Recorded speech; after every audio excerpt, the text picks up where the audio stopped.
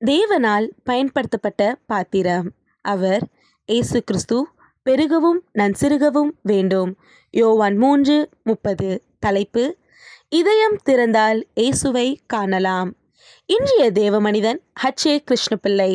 மண்ணில் பிறந்தது 23/4/1827 ஆண்டு. விண்ணில் சென்றது 3/2/1900. ஊர் ரெட்டியார்பெட்டி. நாடு இந்தியா. தரிசன பூமி இந்தியா. வைணவ குடும்பம். சிறந்த தமிழ் பண்டிதரின் மகனாக பிறந்தார் கிருஷ்ணபிள்ளை. சிறு வயதிலேயே வைணவ நூல்கள் அனைத்தையும் மனப்பாடமாக கற்றுத் தேறினார். வைணவ சமயத்தின் தீவிர பக்தனாய் மாறினார். கிருஷ்ணபிள்ளைக்கு தமிழ் மீது அதிக நாட்டம். இலக்கண சாஸ்திரங்கள் அனைத்தையும் எளிதாய் கற்று தமிழ் பண்டிதரானார். அச்சமயம் வேதாகம கல்லூரி ஒன்றிற்கு தமிழ் ஆசிரியர் தேவைப்பட்டதால் அங்கு தம் பணியை ஆரம்பித்தார். ஆனால் கிறிஸ்தவர்களிடம் தொடர்பு கொள்வதை அவர் விரும்பவே இல்லை. ஒரு நாள் ஹக்ஸ்டபிள் என்ற மிஷனரி ஒரு புதிய ஏற்பாடை கிருஷ்ணபிள்ளைக்கு கொடுக்கவே வெறுப்படைந்த அவர் தன் வேலையையும் விட்டுவிட்டார். ஆனாலும் மிஷனரியின் அன்பு அவரை சிந்திக்க வைத்தது. அந்நாட்களில் அநேக உயர்குல வாலிபர்கள் கிறிஸ்துவுக்காக தங்கள் இதயத்தை திறந்து கொடுத்தனர்.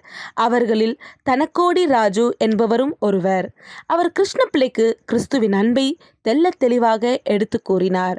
ஓரிரவு கிருஷ்ணபிள்ளையால் தூங்க முடியவில்லை. கிறிஸ்துவை குறித்த சிந்தனைகள் உள்ளத்தில் நிறைய ஆரம்பித்தது. இதயம் மெல்ல திறந்தது. கிறிஸ்துவை தன் உள்ளத்தில் வரவழைத்தார். அவர் அடைந்த ஆனந்தத்திற்கு அளவே இல்லை. தமிழ் பண்டிதரான கிருஷ்ணபிள்ளை கிறிஸ்துவை புகழ்ந்து பாடல்கள் எழுதவும் பாடவும் ஆரம்பித்தார். இரட்சணிய யாத்ரீகம், இரட்சணிய மனோகரம் என்ற அரிய நூல்கள் அவர் மூலமாக வெளிவந்தவையே.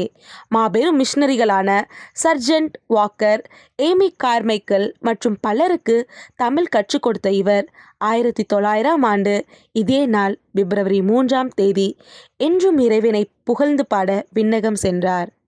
அன்பரே, கிருஷ்ணபிள்ளையை போன்று இயேசுவை மட்டுமே பாடுகிறீர்களா? வாழ்விலிருந்து வாழ்வுக்கு. ஆண்டவர் என் இதயத்தை திறந்தார். அவரை துதிக்க என் வாயை திறந்தேன் என்கிறார் H.A. கிருஷ்ணபிள்ளை.